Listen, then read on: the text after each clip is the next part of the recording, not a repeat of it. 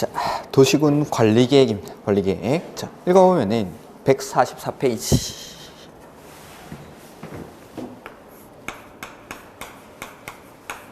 정의부터 한번 보겠습니다. 도시군 관리계획이란 특별시, 광역시, 특별자치시, 특별자치도, 시군의 개발, 정비 및 보전을 위해서 수립하는 토지 이용, 교통, 환경, 경관, 안전, 산업, 정보통신, 보건, 복지, 안보, 문화 등에 관한 계획을 말한다 라고 해서 밑에 그림은 뭐 됐고 옆에 관리계획의 내용이 나오죠. 자, 보면은 목차에 광역도시계획이나 기본계획 같은 경우에는 방향을 제시하는 계획, 즉 추상적으로 수립하는 계획이라고 말씀을 드렸는데, 공법은 규제법이기 때문에 이렇게 추상적인 계획만 가지고는 규제를 할 수가 없습니다. 그래서 이 추상적인 기본계획으로부터 지침을 받아서 이 구체화되는 계획, 그게 바로 도시군 관리계획. 근데 기본계획이나 관리계획 둘 다 도시군 계획이기 때문에 수립하는 곳은 관할, 동일하게 특별시, 광역시, 특별자치시, 특별자치도, 시, 군을 하나의 단위로 해서 수립하는 계획이 바로 도시군 계획입니다. 기본계획이든 관리계획이든. 그러니까 기본계획과 관리계획은 만드는 곳이 동일합니다. 특, 광, 시, 군 단위로 수립하는 계획. 근데 기본계획은 그 특, 광, 시, 군에서의 장기 발전 방향을 제시하는 계획이고, 이러한 추상적인 계획을 관리계획을 통해서 구체화시키는 계획이 바로 관리계획. 그래서 관리계획에서 계획을 구체화한다라고 했는데, 그 구체화되는 내용이 뭐냐? 말로만 구체화하는 게 아니라 구체적으로 만들어지는, 구체화되는 계획의 내용이 나와야 되는데, 그게 이번에 나오는 도시군 관리계획의 내용 해서 빈출이라고 돼 있죠. 시험에 무지 많이 출제가 되는 겁니다. 이거는. 그래서 첫 번째, 용도, 지역, 그 다음에 두 번째는 용도, 지구, 그 다음에 두 번째, 그 밑에 2번에 보면은 개발제한구역, 도시자연보호구역, 시가와 조정구역, 수산자원 보호구역이라고 돼 있을 건데, 그걸 묶어서 뭐라 부르냐면 용도 구역이라고 합니다. 용도 구역. 그래서 용도 지역, 지구, 구역을 지정하거나 변경할 때 그냥 아무렇게나 하는 게 아니더라는 거죠. 용도 지역이나 지구, 구역을 지정하거나 변경할 때는 그냥 하는 게 아니라 일정한 절차를 거쳐서 하게 됩니다. 일정한 절차를 거쳐서. 그 절차가 계획이라는 형태로 표현이 되는데, 이 계획이 바로 도시군 관리계획입니다. 도시군 관리계획. 그다음에 세 번째, 기반시설을 설치하거나 정비하거나 개량하는 것에 관한 계획. 기반시설을 설치, 정비, 개량하는 것에 관한 계획. 그 다음에 네 번째 는 개발사업이나 정비사업에 관한 계획, 역시 관리계획의 내용. 다섯 번째, 지구 단위 계획 구역. 여섯 번째는 입지 규제 최소 구역. 자, 지구단위 계획구역과 입지 규제 최소구역을 먼저 지정을 합니다. 그리고 지정된 지구단위 계획구역이나 입지 규제 최소구역에서는 거기에 맞는 계획들을 수립하는데, 지구단위 계획구역에서는 지구단위 계획을 수립을 하고, 입지 규제 최소구역에서는 입지 규제 최소구역 계획이라는 걸 수립을 합니다. 즉, 지구단위 계획구역과 입지 규제 최소구역을 지정하는 것, 그 다음에 거기에 맞는 계획을 수립하는 절차가 바로 계획인데, 그 계획이 관리계획이라는 것. 보면은 관리계획으로 구체화되는 내용이 이렇게 6가지입니다. 시험에는 다음 중 관리계획의 내용에 해당하지 않는 것은, 다음 중 관리계획으로 결정해야 되는 사항에 해당하지 않는 것은, 이런 식으로 출제를 합니다. 이런 것들은 박스용으로도 많이 나옵니다. 그래서 기역, 니은, 디귿, 리을 이런 식으로 써놓고 여기 6가지 아닌 것 골라내는 거, 그런 것들이 이제 시험 문제인데, 자 보면은 관리계획이라는 건 용도 지역, 지구, 구역 이 관리계획이 아닙니다. 용도 지역, 지구, 구역이 관리계획이 아니라 용도 지역이나 지구, 구역을 지정하거나 변경하는 절차가 바로 관리계획. 그 다음에 기반시설이 관리계획이 아니라 기반시설을 설치하고 정비하고 개량하는 절차가 바로 관리계획입니다. 그 다음에 개발 사업이나 정비 사업은 관리 계획의 내용은 맞지만 요 절차는 조금 다릅니다. 절차는 개발 사업이나 정비 사업이 관리 계획의 내용이 아닌 건 아닙니다. 관리 계획의 내용은 맞지만 개발 사업이나 정비 사업을 하는 절차는 관리 계획으로 하는 게 아니라 도시 개발 사업을 하는 절차는 도시개발법에서 관리 계획이 아니기 때문에 다른 법에서 규정을 합니다. 그게 도시개발법. 즉 도시개발법이라는 건 개발 사업을 하는 절차에 관해서 다룬 법률이 도시개발법입니다. 도시개발법. 마찬가지 정비 사업을 하는 절차 역시 관리 계획으로 하는 게 아니기 때문에 다른 법률에서 따로 규정을 하는데 그게 바로 도시 및 주거환경 정비법입니다. 그러니까 개발 사업이나 정비 사업에 관한 계획은 관리 계획의 내용은 맞지만은 절차가 관리 계획이 아니기 때문에 다른 법에서 절차는 따로 규정을 합니다. 그게 도시개발법이랑 도시 및 주거환경 정비법. 그 다음에 지구 단위 계획 구역이나 지구 단위 계획이 관리 계획이 아닙니다.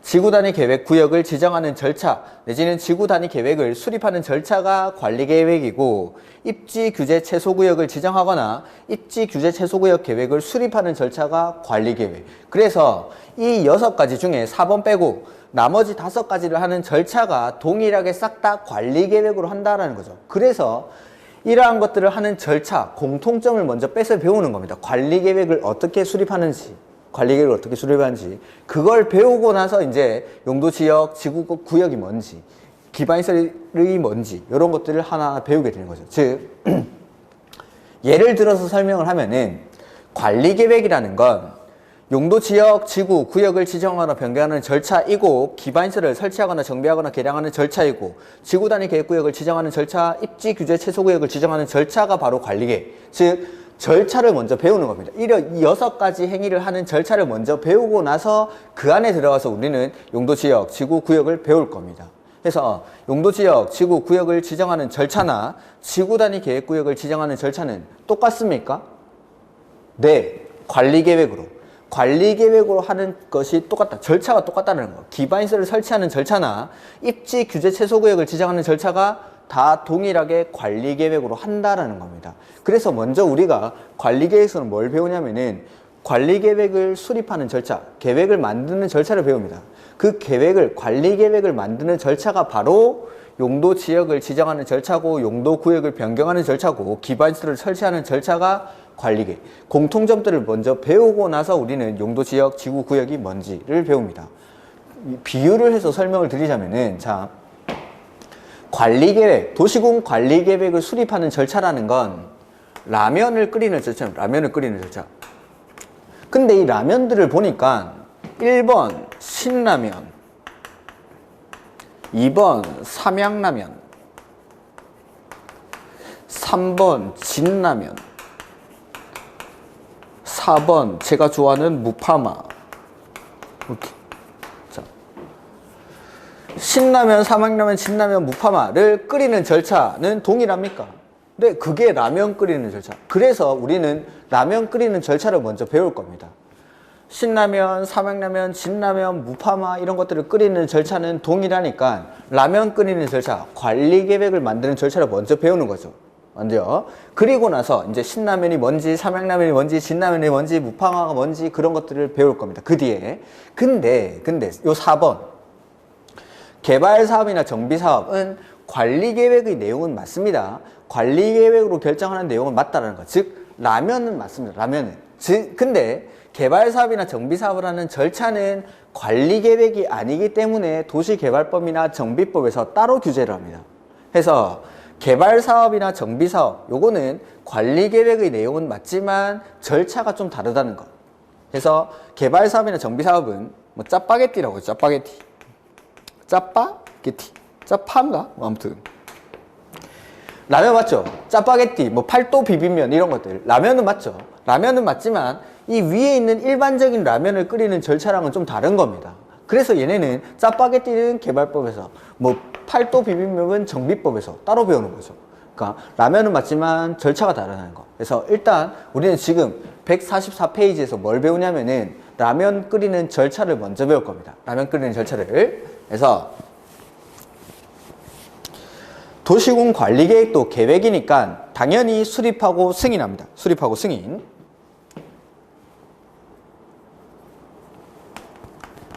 수립하고 승인 하는데, 자, 광역도시계획이나 도시군 기본계획 우리 배웠죠. 근데 관리계획은 차이점이, 광역도시계획이나 기본계획 같은 경우에는 방향을 제시하는 추상적인 계획이었는데 관리계획은 구체적인 계획입니다. 그래서 추상적인 계획과 구체적인 계획을 구분짓기 위해서 용어를 조금 다르게 씁니다. 용어를. 자, 거기 145페이지의 법적 성질, 관리계획 3번에 중간에 있죠. 3번에 도시군 관리계획은 행정청 및 일반 국민에 대해서 처분성, 구속성을 갖는 행정계획. 자, 아까 방향을 제시하는 계획인 광역도시계획이나 기본계획 같은 경우에는 행정청 내부에 대해서만 구속력이 있고 일반 국민에 대해서는 구속력이 없는 계획이라고 했는데, 관리계획은 행정청 및 일반 국민, 즉 일반 국민에게도 처분성이나 구속력을 가진다라는 겁니다. 그래서 이걸 구속적 계획이라고 하고, 이를 이유로 행정침판이나 행정쟁송을 제기할 수 있다. 네, 나한테 직접 효력이 발생하는 계획이니까 관리계획을 통해서 나의 재산권이나 기본권을 침해받았다는 이유로는 행정쟁송을 제기할 수가 있다라는 겁니다. 여기 차이점.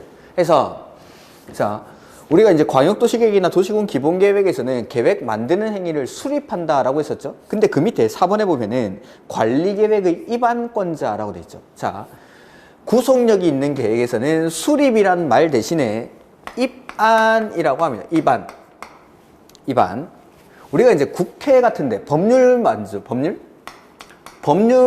만들 때 법률안을 제출한다. 구속력이 있는 것들은 안이라고 합니다. 안.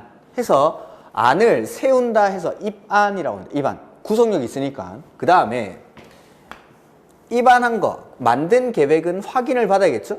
그래서 보통 우리가 이제 승인한다라고 했었는데, 여기 구속력이 있는 계획에서는 승인이라는 말 대신에 결정이라고 합니다. 결정. 그래서 우리가 이제 국회에서 법률안을 제출하면은 의결한다라고, 의사결정을 하는, 결정. 그러니까 구속력이 있는 계획에서는 용어를 좀 다르게 쓰는 겁니다. 그래서 수립 승인이라고 했었는데, 구속력이 있는 관리계획에서는 수립이라는 말 대신에 입안이라는 단어를 쓰고 승인이라는 말 대신에 결정이라고 합니다. 용어만 다를 뿐이지 나머지 절차는 동일합니다. 그래서 구속력이 있고 없고를 구분하기 위해서 용어를 다르게 쓴다는 것. 그 다음에 여기는 고시라는 걸 붙여놓겠습니다. 왜 붙이는지는 조금 이따가. 그래서 자, 입안을 하는데, 입안하기 전에는, 자, 이제 절차는 다 똑같습니다. 입안하기 전에 맨 처음에는 당연히 기초조사를 해야겠죠. 기초조사하고 나서 의견을 듣습니다. 의견은 몇 번 듣는다라고 했죠? 2번. 주민한테 한 번 듣고 의회한테 한 번 듣고, 그 다음에 이렇게 입안을 하고 나면 계획을 만들었죠. 이제 결정해달라고 보내줍니다. 그럼 결정권자는 잘 모르는 건 협의하고 그 다음에 심의라는 절차를 거쳐서 결정을 하게 됩니다. 이렇게 모든 계획은 다 이렇게 만듭니다. 다. 그러니까 뼈대만 세워놓고 나면은 하얀색 나무 가지들은 반복을 통하면 자동적으로 외워진다는 거죠. 굳이 이런 것들을 내가 시간을 들여서 외울 필요는 없습니다. 외워야 될 거는, 자, 암기라는 건 5월 이후에 시작하는, 5월 이후에. 자, 지금 하고 12월 달에 하고 1, 2월 달에 똑같이 또 할 거, 똑같은 말을 또 합니다. 3, 4월 달에 똑같은 말을 또 하고, 그 다음에 5, 6월 달에도 똑같은 말을 또 합니다. 근데 5, 6월 달까지 똑같은 내용을 뭐 2번, 3번 이상, 뭐 4번 정도 들었는데 자동적으로 암기가 되는 것들은 내가 굳이 노력을 기울여서 암기를 할 필요가 없더라는 거죠. 이런 하얀색 글자들은 몇 번 반복을 하다 보면 자동적으로 외워질 테니까. 근데 4번, 5번, 5, 6월 달에 가가지고도 4번, 5번을 봤음에도 불구하고 유독 안 외워지는 것들, 그런 것들은 이제 내가 외우기 시작하는 겁니다. 시간을 들여서. 그래도 아마 까먹을 겁니다. 그러면 7, 8월 달 되면은 문제풀이를 하겠죠.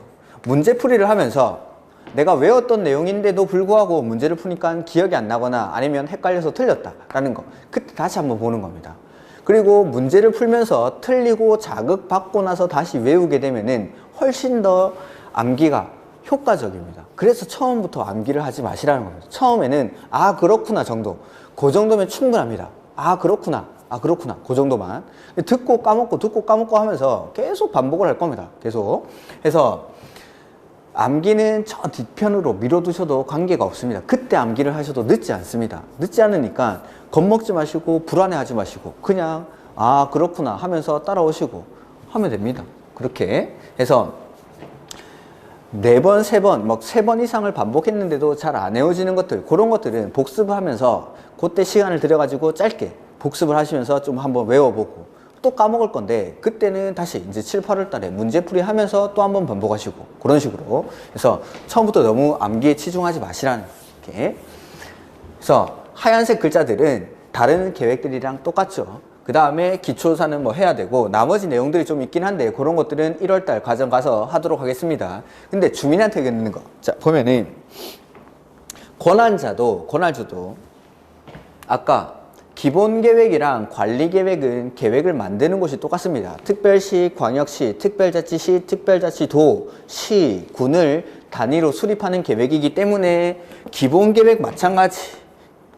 관리계획도 특별시, 광역시, 특별자치, 시, 도, 시, 군을 단위로 수립합니다. 입안합니다. 이게 입안권죠. 그래서 거기 원칙, 입안구역 보면은 거기 145페이지 맨 밑에 입안권자의 원칙 해서 특별시장, 광역시장, 특별자치시장, 특별자치도지사, 시장, 군수는 관할구역에 대해서 관리계획을 입안하여야 한다. 원칙만 보겠습니다. 오늘은 원칙만. 나머지는 놔두시고. 원칙은 놔두시고. 해서 기본계획이든 관리계획이든 관할 단위로 수립하는 계획이기 때문에 만드는 사람도 동일하다는 거. 이렇게. 그 다음에 우리 아까 이제 기본계획에서 보면은 특별시장, 광역시장, 특별자치시도는 국장에게 승인을 받는 게 아니라 스스로 확정을 했었죠.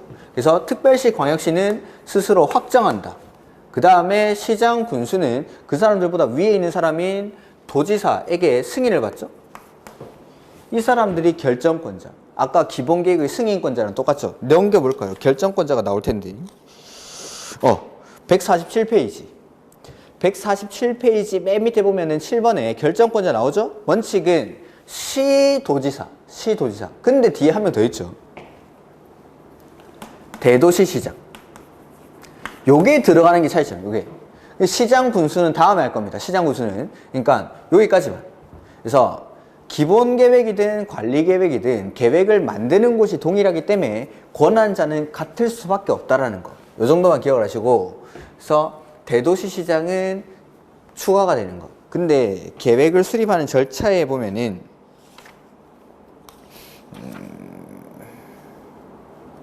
절차가 또 안 나와 있는데, 자 여기 주민한테 의견 듣는 거에 차이가 있습니다. 절차는 뭐 똑같으니까 안 써놓은 것 같은데 기초조사하고 의견 듣는데 주민한테 의견 듣고 의회한테 의견 듣습니다. 의회는 항상 말씀드렸죠. 요거 계획 만드는 사람이 속한 의회. 서울시에서는 서울시의회, 부산시에서는 부산시의회, 세종시에서는 세종시의회, 제주도에서는 제주도의회, 광명시에서는 광명시의회, 가평군에서는 가평군의회 의견을 들으면 됩니다. 항상 요 사람들 수립권자가 속해 있는 의회. 근데 주민한테 의견 들을 때 여기서는 자 광역도시계획이나 기본계획에서는 공청회라는 절차를 거쳤었는데 여기서는 열람을 시켜줍니다. 열람을. 자 보면은 광역도시계획이나 기본계획 같은 경우에는 일반 국민에게는 전혀 구속력이 발생하지 않는 추상적 계획이지만 관리계획은 실제로 나에게 구속력이 발생하고 효력이 발생하는 계획입니다. 자, 아까 기본계획에서는 2030년 경일에서 광명시의 인구가 10만 정도 증가했을 때 광명시와 금천구 사이에 도로가 부족할 것이 예상이 되면은 이때 도로를 한번 만들어 보자라는 방향을 설정을 해놨습니다. 근데 실제로 2030년이 되니까 인구가 10만 증가를 해서 출퇴근 시간에 광명시와 금천구 내지는 구로구를 왔다 갔다 하는 도로가 부족하더라는 거죠. 교통체증이 심각하게 발생합니다. 그러면 이제 도로를 직접 설치를 해야겠죠. 그때 도로를 설치하기 위해서 도로라는 게 바로 저기 나오는 3번에 아까 관리계획 내용 3번에 있던 기반시설이죠. 도로는 이 기반시설을 설치하려면 이렇게 해야 된다는 거. 입안결정고시라는 절차를 거쳐야 된다는 거. 입안결정고시라는 절차를 거쳐서 도로를 만들기로 결정을 했죠. 그러면은 이제 이렇게 진짜로 도로가 만들어지는 겁니다. 그럴 때 이 도로 부지 위에 내가 토지를 가지고 있다 라고 하면은 요만큼이 도로 부지에 편입이 되는 거죠. 그러면 이 토지는 도로 만드는 거 외의 목적으로는 내가 사용을 할 수가 없습니다. 내 마음대로. 그게 이제 규제를 받기 시작하는 겁니다. 즉 이제 관리계획으로 도로를 이렇게 만들겠다라고 결정을 하고 나니까 드디어 나한테 이제 효력이 발생했죠. 이런 것들이 바로 구속력이 있는 계획이다라는 겁니다. 근데 자, 공청회는 아까 자, 광역도시계획이나 기본계획에서는 강당에 사람들 모아놓고 히터 틀어주고 재운다라고 했죠. 내 땅 위에 도로가 설치가 되는데 거기 가서 졸면 될까요? 이건 안 됩니다. 이건. 자, 광역도시계획이나 기본계획과 같이 효력이 없는 계획들, 일반 국민에게 구속력이 없는 계획은 가서 자도 됩니다. 다만 내 땅 위에 도로 만들어진다는데 나중에 이 땅 수용당할 거고 내가 토지를 일정 기간 동안 사용을 못 할 겁니다. 그런데 여기 가서 졸면 안 되겠죠. 그래서 이건 열람이라는 절차, 열람. 와서 보라고 합니다. 열람이라는 게 직접 보여준다라는 거죠. 와서 보라고 합니다. 열람. 그래서 요게 차이점입니다. 요게. 구속력이 있고 없고에 따라서. 그래서 광역도시계획이나 기본계획에서는 주민에게 의견을 들을 때 공청회라는 절차를 거쳤는데 요거 관리계획은 와서 봐. 열람시켜준다. 네 땅 위에 네가 가진 토지 위에 도로를 이렇게 설치를 할 테니까 와서 보고 의견 있으면 나한테 말해 라고 하는 게 열람이라는 절차. 요게 차이점이죠. 구속력이 있고 없고에 따라서 지금 차이점들이 발생하고 있죠. 그 다음에 의회한테 의견 듣고 그 다음에 협의심의 절차가 거친다라는 거. 근데 여기 시도지사는 관할이 우리 아까 지방이었으니까 지방과 협의하고 지방과 심의하고. 근데 예외적으로 관리계획도 국장이 결정하는 경우가 있습니다. 국장이 결정할 때는 협의 심의를 당연히 중앙에 계신 분이랑 협의하고 중앙에 계신 분들과 심의하고 이렇게 합니다. 그 다음에 아까 제가 광역도시계획이나 기본계획에서는 말씀 안 드리고 계획이 수립되는 기본 원리에서 말씀을 드렸는데, 자, 광역도시계획이나 기본계획은 수립하고 승인한다라고 했었죠. 그리고 계획을 협의 심의 거쳐서 승인을 했습니다. 승인을 하고 나면 이 승인권자는 승인한 계획을 가지고 있는 게 아니라 수립권자에게 보내줍니다. 송부라고 했죠. 그리고 이걸 받은 수립권자는 수립권자, 자기 혼자 보는 게 아니라 일반 국민에게 보여줍니다. 그걸 공고하고 열람한다라고 합니다. 요게 계획이 만들어지는 절차. 근데 관리계획은 입안하고 결정하고 나서, 자, 광역도시계획이나 기본계획 같은 경우에는 승인하고 나서 바로 입안권자, 수립권자에게 보내줬었는데 여기서는 바로 보내는 게 아니라 결정권자가 결정을 하고 나면 자기가 직접 고시까지 합니다. 고시까지. 즉 보여주는 거죠. 여기 고시는 뭐 똑같은 말입니다. 공개적으로 고자, 알릴 고자 해가지고 알려준다 이 말이고, 고시도 시자가 보일 시자죠. 보여준다 이 말이에요. 보여준다. 그러니까 보여줬습니다. 근데 광역도시계획이나 기본계획에서는 일반 국민에게 보여주는 사람이 수립권자였는데 관리계획은 결정권자가 결정을 하고 나서 고시랍니다. 그래서 이걸 붙여서 놨습니다. 결정고시라고. 결정권자가 결정하고 나서 바로 고시할 거니까 고시를 하고 입안권자에게 송부를 합니다. 그리고 받은 이 입안권자는 이걸, 자, 우리가 광역도시계획이나 기본계획에서는 공고하고 열람을 했었죠. 근데 관리계획은 결정권자가 고시를 하고 보내줬기 때문에 여기서는 따로 공고를 하지 않고 열람만 시켜줍니다. 열람만.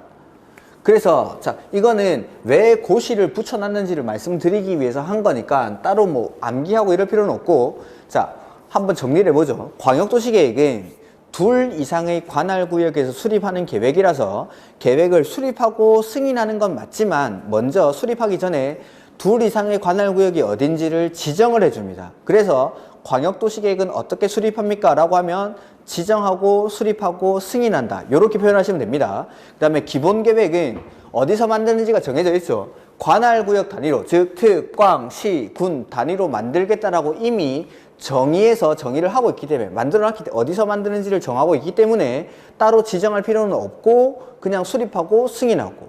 근데 관리계획은 구속력이 있는 계획이라서 수립이랑 승인이라는 단어를 쓰는 게 아니라 입안하고 결정한다라고 합니다. 근데 광역도시계획 기본계획과는 다르게 결정권자가 결정하고 나서 바로 송부를 하는 게 아니라 결정을 하고 나서 직접 고시를 합니다. 알려줍니다.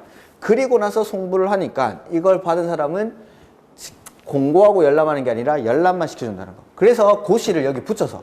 그래서 관리계획은 어떻게 만듭니까? 라고 하면 입안, 결정, 고시라는 절차를 거쳐서 만든다 라고 해주시면 됩니다. 그래서 광역도시계획은 지정하고 수립하고 승인하고, 기본계획은 수립하고 승인하고, 근데 관리계획은 입안하고 결정, 고시, 요것만 기억하고 1, 2월 달에 오시면 됩니다. 요것만. 나머지 쓴 내용들은 다 까먹어도 좋은데, 광역도시계획은 지정하고 수립하고 승인하고, 기본계획은 수립하고 승인하고, 관리계획은 입안, 결정, 고시라는 절차를 거친다는 거. 요것만. 다른 건 다 까먹어도 좋습니다. 이렇게. 그래서 이러한 절차를 거쳐서 한다라는 거. 그 다음에 그 148페이지 한번 보실까요? 148페이지.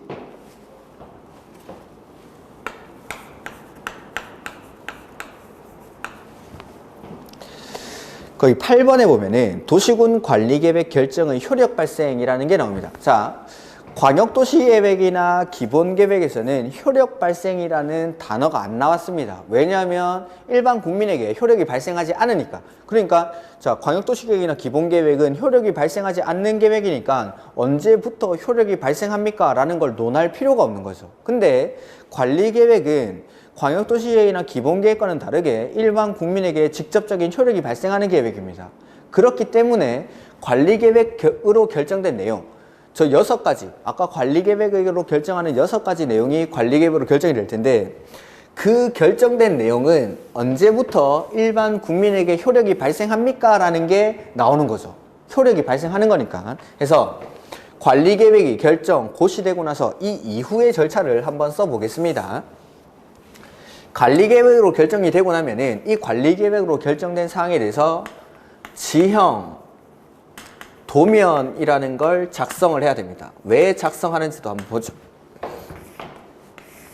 서울시와 광명시 지도를 쫙 펴놓고 관리계획으로 광명시의 인구가 10만 증가했으니까 10만 명 정도 증가했으니까 구로구와 광명시를 잇는 도로를 하나 추가로 설치하자라는 겁니다. 그렇게 관리계획을 결정을 한 거죠.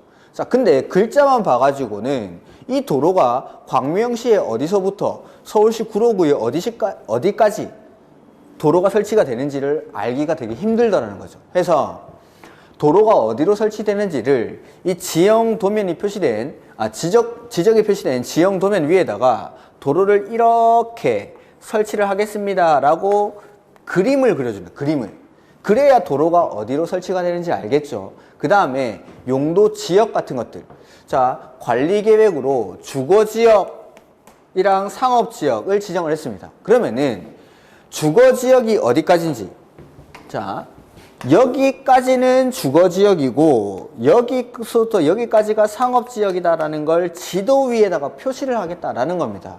그래야 일반 국민이 여기까지 지도를 보고 여기까지가 주거지역이구나, 여기까지가 상업지역이구나, 아니면 여기로 도로가 설치가 되니까 내가 만약에 이런 토지를 가지고 있으면은 이 정도가 수용을 당하겠구나 라는 걸 예상을 할 수가 있는 거죠. 그래서 글자로만 보면은 힘드니까 지적이 표시된 지형 도면 위에다가 그림으로 요 관리계획으로 결정된 내용을 표시를 한다는 걸, 그걸 지형도면 작성이라고 하고, 이렇게 지형도면을 작성하고 나면 이 지형도면을 승인을 합니다.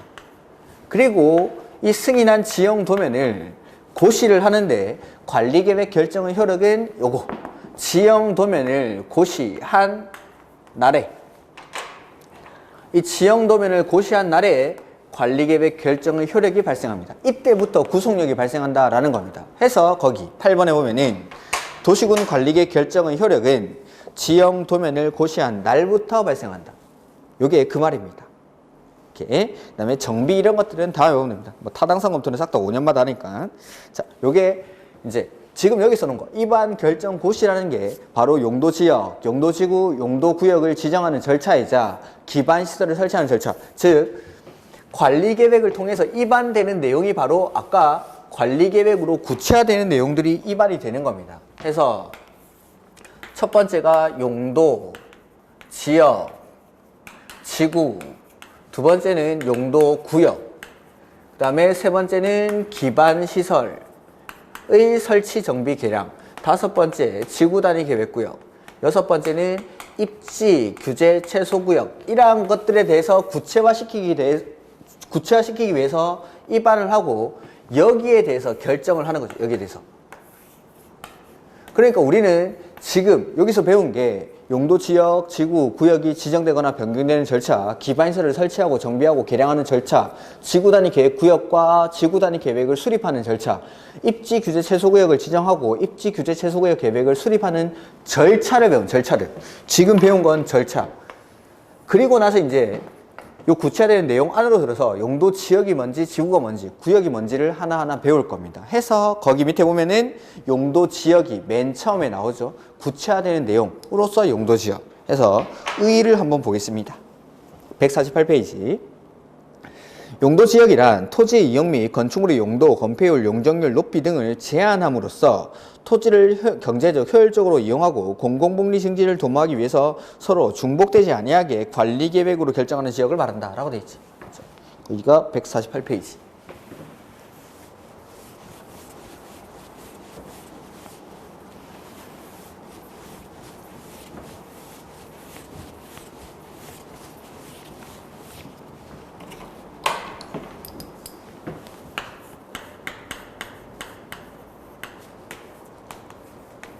용도 지역입니다. 용도 지역. 자, 용도 지역은 여기 용도라는 단어랑 지역이라는 단어가 결합이 되어 있습니다. 자, 비슷한 개념들을 한번 써보면은 지구도 있고 구역도 있고 그렇죠. 용도 지역, 지구, 구역 이렇게. 자, 지역이랑 지구랑 구역 이런 것들이 있는데 지역을 딱 들었을 때 이 지역은 용도 지역은 관리계획으로 결정되는 내용이죠. 관리계획. 그리고 관리계획은 어디에서 수립하냐면 여기 관할에서 수립하는 계획입니다. 관할에서. 그럼 지역은 우리가 배우는 부동산 공법은 토지에 관한 공법이랑 건물에 관한 공법 이렇게 크게 두 가지로 구분한다라고 했는데 지역은 토지일까요? 건물일까요? 토지겠죠. 토지. 그리고 용도 지역은 관할에다가 지정을 하는 거니까 용도 지역 할 때 이 지역은 관할에 있는 특광시군. 그 관할이 제가 여기 보면은 관할은 특별시, 광역시, 시, 군, 특별자치, 시도는 들어가야 되고 그래서 특광시군에 있는 토지를 대상으로 용도 지역을 지정합니다. 근데 비슷한 개념들인 지역, 지구, 구역 요 세 가지를 딱 들었을 때 뭐가 가장 넓은 개념이라고 생각하십니까? 1번 지역, 2번 지구, 3번 구역. 지역이 가장 넓은 게 지역. 그래서 용도 지역은 관할 토지, 즉 특, 광, 시, 군, 토지의 전부를 대상으로 지정. 전부를 대상으로. 그 다음에 용도라는 말인데 이 용도는 말 그대로 그냥 쓰임새입니다. 쓰임새. 쓰임새인데 지금 우리 책에 나와 있는 법에 나와 있는 용도 지역의 정의만 가지고는 이 용도 지역이 어떻게 쓰이는지를 알기가 힘듭니다. 그래서 그걸 알기 위해서 우리가 이 용도 지역의 분류를 좀 볼 건데 용도 지역은 관할 토지 전부를 이 쓰임새에 따라서 나눈 겁니다. 분류를 하는 겁니다. 그 분류가 옆에 149페이지에 보면 용도지역의 종류라는 게 나오죠. 그래서 이 분류를 보면 크게 법에서는 4가지 용도랑 이걸 다시 9개의 지역으로 구분합니다.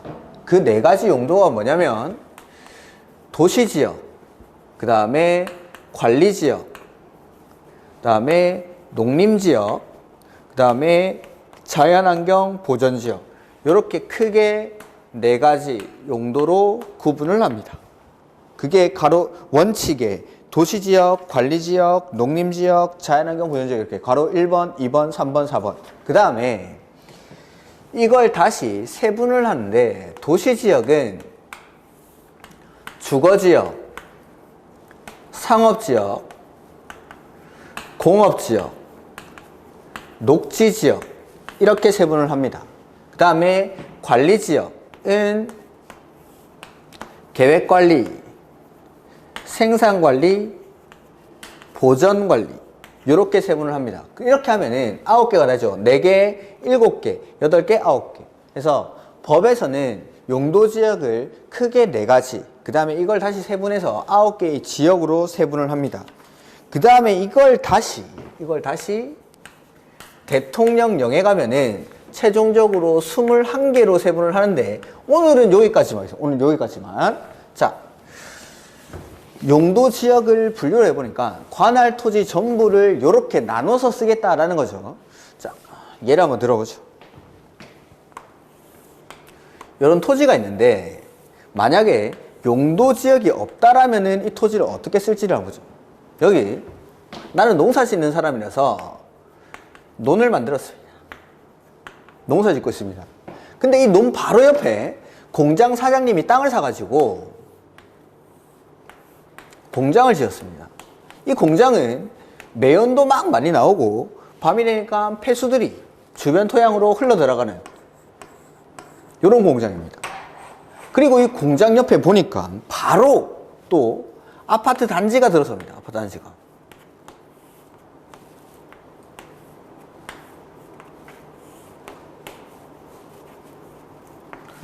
요렇게. 그 다음에 이 논이랑 공장 바로 옆에 백화점도 하나 지어볼까요?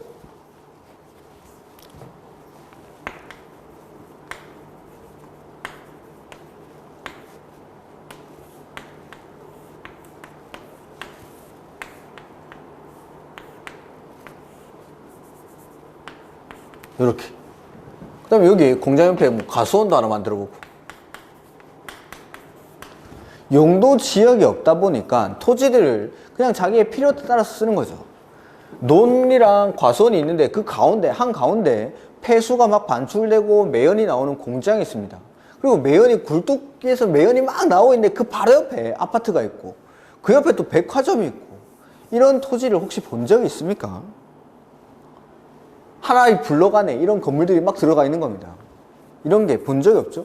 용도 지역이라는 건 토지를 이렇게 안 쓰려고 지정하는 거라서 지정 안 쓰려고. 그래서 자, 용도 지역을 이제 한번 넣어보죠.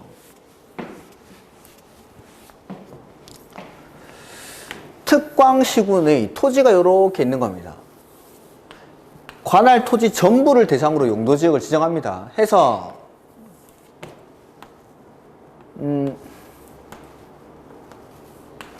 여기는 주거지역, 여기는 뭐 상업지역, 상업지역 너무 넓고, 녹지지역, 여기는 상업지역, 그 다음에 여기는 공업지역, 용도를 나눠보죠. 그 다음에, 자, 여기를 주거지역으로 지정을 해 놓으니까 주거지역에 따른 규제를 하겠죠, 규제를. 그러니까 공법은 규제법이니까 주거지역을 지정한다라는 거는 주거지역에 맞는 규제를 하겠다라는 뜻입니다. 자, 주거지역으로 지정을 하고 주거지역에 따른 규제를 받다 보니까 여기는 주거지역에 어울리는 건물들만 들어올 수 있습니다. 단독주택이라든지 아파트 뭐 이런 것들 주거지역에 맞는 건물들이 들어옵니다. 녹지지역이도 마찬가지. 녹지지역으로 지정을 하고 했다라는 건 녹지지역에 맞는 규제를 하겠다는 뜻이죠. 그래서 녹지지역을 지정하고 녹지지역에 따른 규제를 하다 보니까 공원이라든지 조그마한 창고 내지는 뭐 단독주택 이런 것들이 들어섭니다. 상업지역도 마찬가지. 상업지역으로 지정을 하고 상업지역에 맞는 규제를 하다 보니까 여기는 상업지역에 어울리는 뭐 백화점들, 상가들 이런 것들이 들어오는 거죠. 공업지역도 마찬가지. 즉 용도지역이라는 거는 토지를 이용함에 있어 이렇게 자기 마음대로 막 섞어서 이용하는 게 아니라 관할 토지 전부를 대상으로 용도를 나누겠다는 겁니다. 즉 주거지역은 주거지역에 맞게, 녹지지역은 녹지지역에 맞게, 상업지역은 상업지역에 맞게 쓰기 위해서 먼저 주거지역으로 지정을 합니다. 주거지역으로. 주택이 들어와 있고 아파트가 들어와 있으니까 여기를 주거지역으로 지정하는 게 아니라 먼저 주거지역으로 지정을 하고 주거지역에 맞게 규제를 하다 보니까 이 주거지역은 주거지역에 맞는 건물들이 들어오면서 자연스럽게 주거지역에 맞는 생활권이 형성이 되는 거죠. 상업지역도 마찬가지. 상업지역으로 지정을 하고 상업지역에 맞는 규제를 하다 보니까 여기는 상업지역에 어울리는 건물들만 들어옵니다. 공업지역도 마찬가지. 즉, 이 용도지역이라는 건 그 쓰임이 그 용도지역에 맞는 생활권을 형성하기 위해서, 즉 저쪽으로 가보면은 용도지역은 관할 토지 전부를 대상으로 용도를 분류를 하는데 그 용도, 쓰임새는 관할 토지 전부를 생활권을 중심으로 분류해서 쓰기 위해서, 나눠 쓰기 위해서 지정을 하는 겁니다. 그러니까 이렇게 막 혼재해서 막 용도들을 혼재해서 쓰는 게 아니라 용도들을 나눠서 쓰는 거. 그래야 좀 더 토지를 효율적으로 이용할 수 있으니까. 그게 바로 용도지역의 쓰임입니다. 용도지역의 쓰임. 근데 용도지역은 관할 토지 전부를 생활권을 중심으로 분류를 해서 쓴다라고 했는데 하나의 토지에는 용도지역, 생활권이 두 개가 있을 수 있냐라는 겁니다. 저쪽에 보면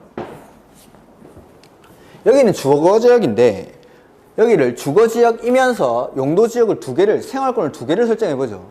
주거지역에 맞는 생활권, 공업지역에 맞는 생활권 이렇게 지정. 주거지역이랑 공업지역으로. 그러면은 요 옆에 있는 그림이랑 똑같은 지역이 나오는 겁니다. 아파트 단지 바로 옆에 공장을 지어가지고 이 공장에서 매연이 막 나오고 폐수가 방출되고 이런 것들. 이렇게 안 쓰려고 용도지역을 지정한다고 했죠. 하나의 토지에는 이 그림은 하나의 생활권만 형성이 돼야 된다는 것. 즉 용도지역은 딱 하나만 지정을 해야지 주거지역 플러스 공업지역 이런 건 될 수가 없습니다. 이렇게 되면은 용도가 혼재되니까 생활권이 막 섞여버리니까. 즉 거기 우리가 아까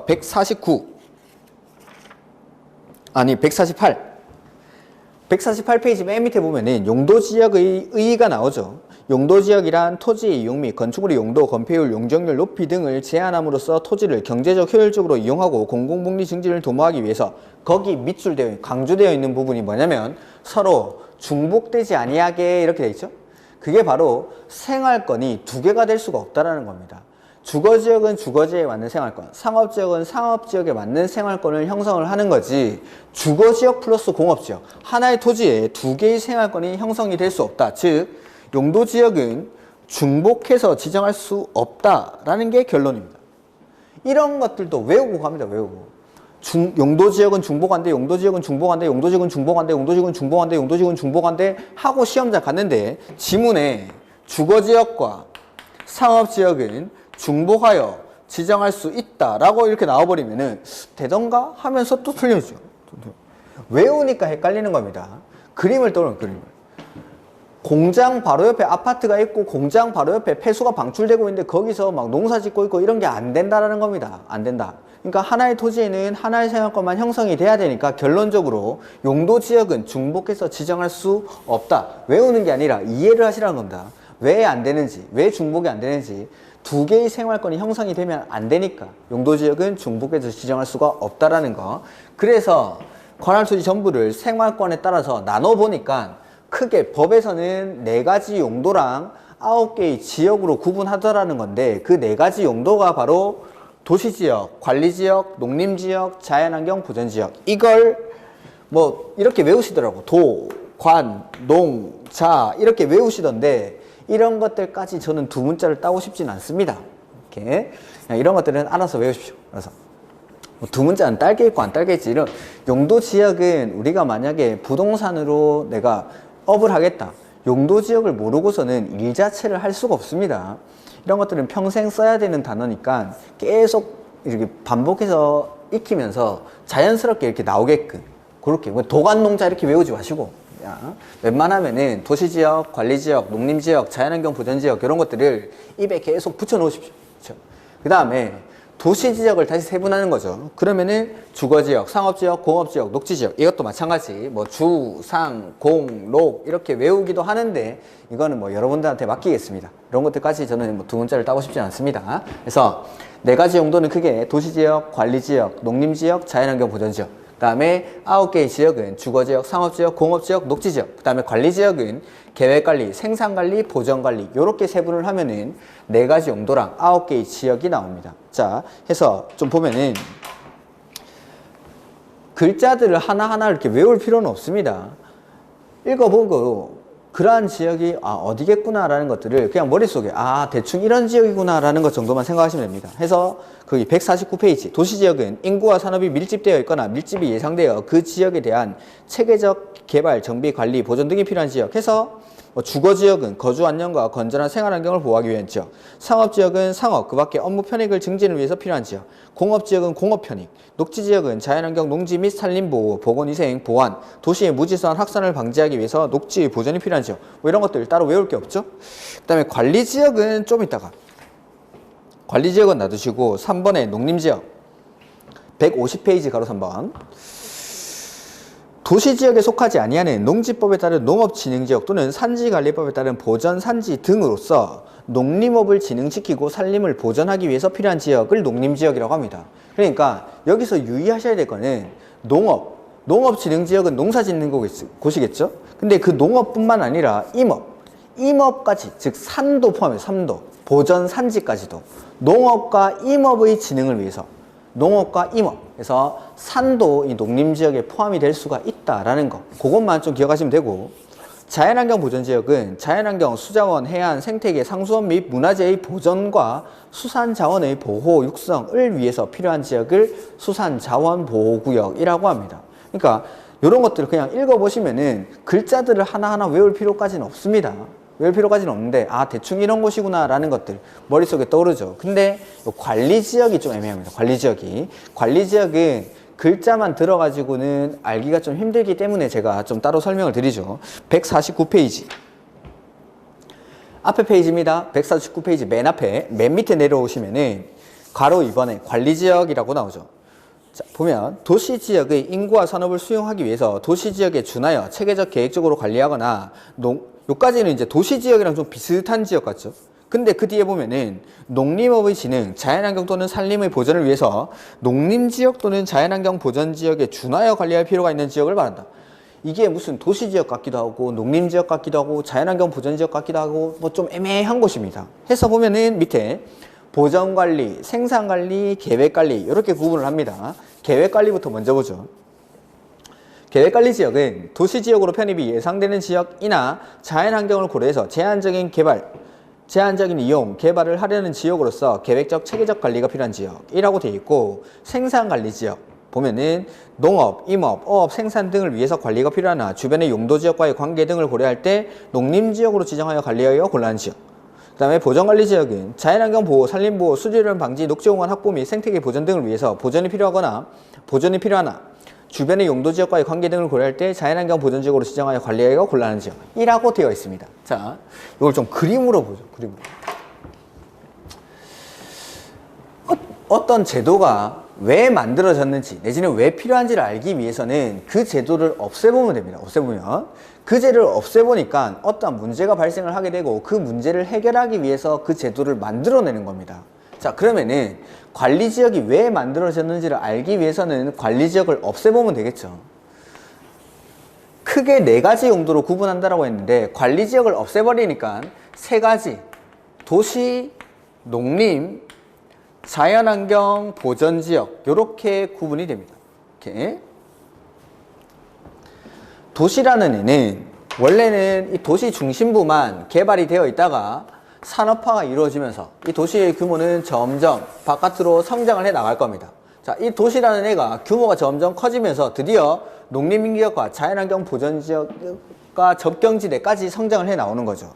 자, 도시가 이 도시 중심부만 개발이 되어 있을 때 이 도시 외곽 지역에 있는 토지들은 도시 지역이긴 하지만 토지를 이용하는 형태는 거의 농림지역과 비슷하게 이용이 되고 있을 겁니다. 아직 외곽 지역이 개발되기 전이니까. 여기도 마찬가지. 도시지역이긴 하지만 자연환경 보전지역에 접해 있는 이런 지역들은 토지를 이용하는 게 거의 자연환경 보전지역에 가깝지 도시지역에 가깝게 이용되고 있지는 않을 겁니다. 즉 도시 외곽지역에 있는 토지나 농림지역에 있는 토지나 비슷하게 이용되고 있는 거죠. 자연환경 보전지역도 마찬가지. 근데 이 도시가 이렇게 외곽지역까지 성장을 해 나오면서 예전에는 농사를 짓던 이런 토지들에 아파트 단지가 들어섭니다. 내지는 뭐 상업용 빌딩들이 들어서고, 여기도 마찬가지. 도시 외곽 지역까지 다 개발이 되어버리는 거죠. 이러다 보니까, 자, 이 도시 외곽 지역의 토지를 가지고 있던 김 씨와 농림지역의 토지를 가지고 있던 이 씨는 매일 아침 경운기를 타고 같이 농사를 짓던 사람입니다.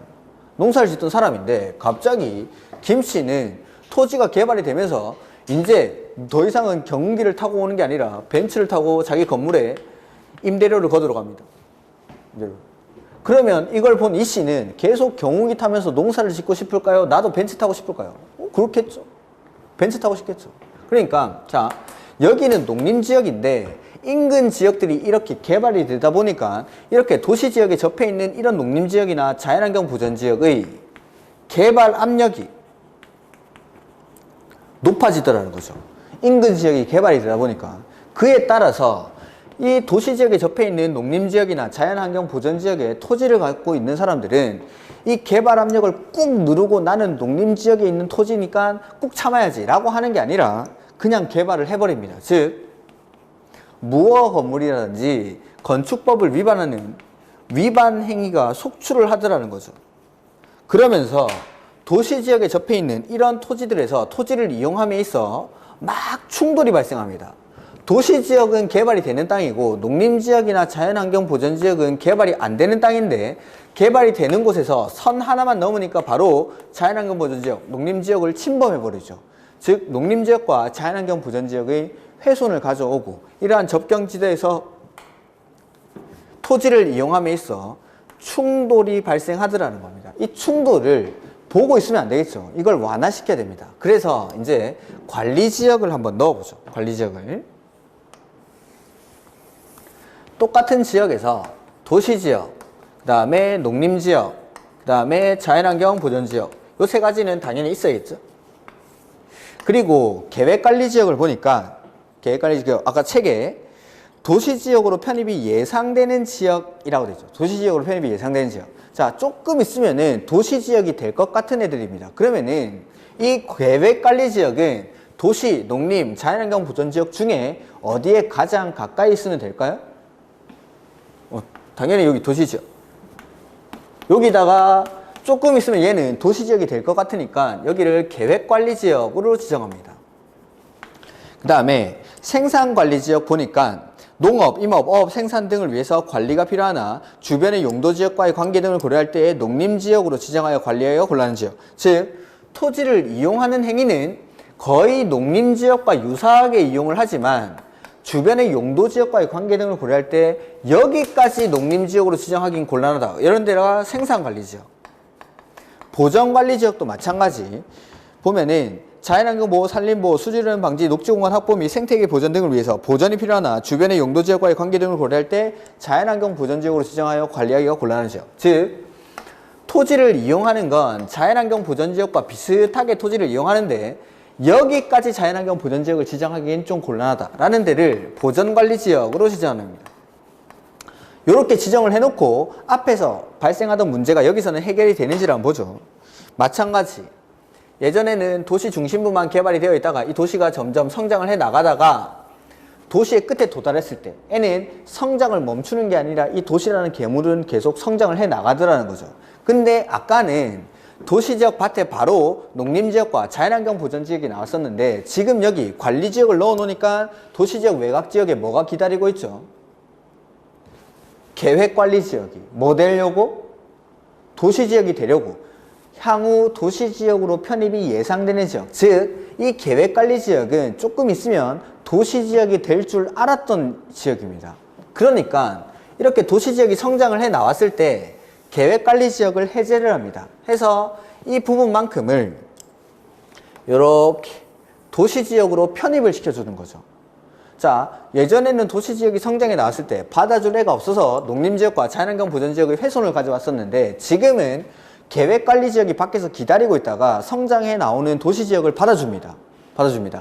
그리고 여기 보면은 예전에는 도시지역 개발이 되는 곳에서 개발이 안 되는 곳으로 바로 넘어갔는데 여기는 개발이 되고 개발이 조금 되고 개발이 조금 안 되고 개발이 안 되고 순차적으로 변해요. 순차적으로. 즉 생산관리지역이나 보전관리지역이라는 건 농림지역이나 자연환경 보전지역이 되려고 지정하는 게 아닙니다. 농림지역이나 자연환경 보전지역은 개발이 안 되는 보전이 목적인 땅이기 때문에 얘네들이 여기까지를 농림지역, 여기까지를 자연환경 보전지역으로 지정을 하면은 아까랑 똑같은 그림이 됩니다. 도시지역이 성장을 해 나오면 바로 농림지역과 자연환경 보전지역을 침범해 버리겠죠.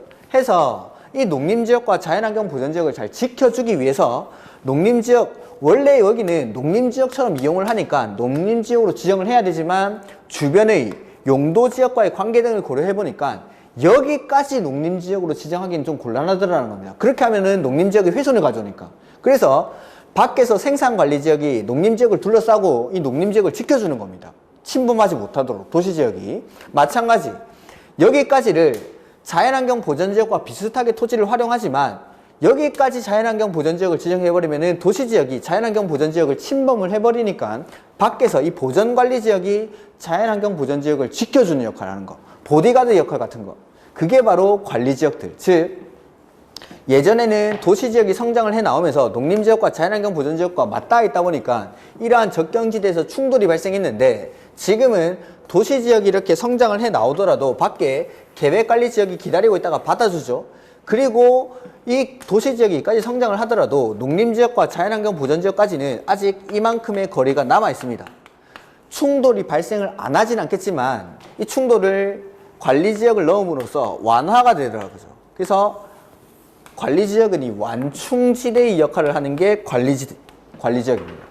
그래서 계획관리지역은 도시지역으로 편입이 예상되는 지역, 생산관리나 보전관리지역은 농림지역, 자연환경 보전지역이 되려고 지정하는 게 아니라 농림지역과 자연환경 보전지역의 훼손을 막기 위해서 밖에서 지키는 역할, 계란의 껍질이나 보디가드 역할을 하는 게 생산관리나 보전관리지역입니다.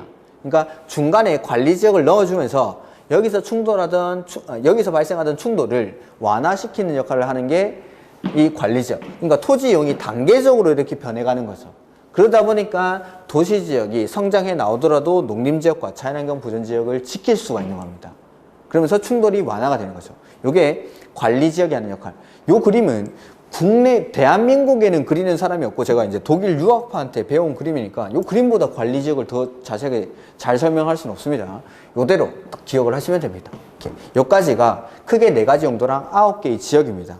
그 다음에 그 행위제한 같은 것들이 나올 텐데, 행위제한은 뭐 지금 안 나와 있으니까 요 정도. 그 다음에 대통령령에서 세분되는 것들은 다음 주에 제가 간단하게만 좀 말씀을 드리도록 하겠습니다. 오늘은 여기까지 할 건데, 크게 4가지 용도랑 9개의 지역, 그 다음에 계획들이 수립되는 절차, 광역도시계획은 지정하고 수립하고 승인하고, 도시군 기본계획은 수립하고 승인하고, 관리계획은 입안, 결정, 고시라는 절차를 거쳐서 계획이 만들어진다라는 거. 그 다음에 용도지역은 지역이 가장 넓은 개념이기 때문에 관할 토지 전부를 대상으로 생활권을 중심으로 쓰기 위해서 분류를 합니다. 즉 하나의 토지에는 하나의 생활권만 형성이 돼야 되니까 중복해서 지정할 수가 없다라는 거. 그래서 그 분류를 나눠보면은 법에서는 크게 4가지 용도랑 9개의 지역, 4가지 용도는 도시, 관리, 농림, 자연환경 보전지역, 9개의 지역은 도시지역을 세분해서 주거지역, 상업지역, 공업지역, 녹지지역, 관리지역은 계획관리, 생산관리, 보전관리 이렇게 세분을 합니다. 오늘은 여기까지 하도록 하죠. 항상 건강 조심하시고 다음 주에 뵙도록 하겠습니다. 수고하셨습니다.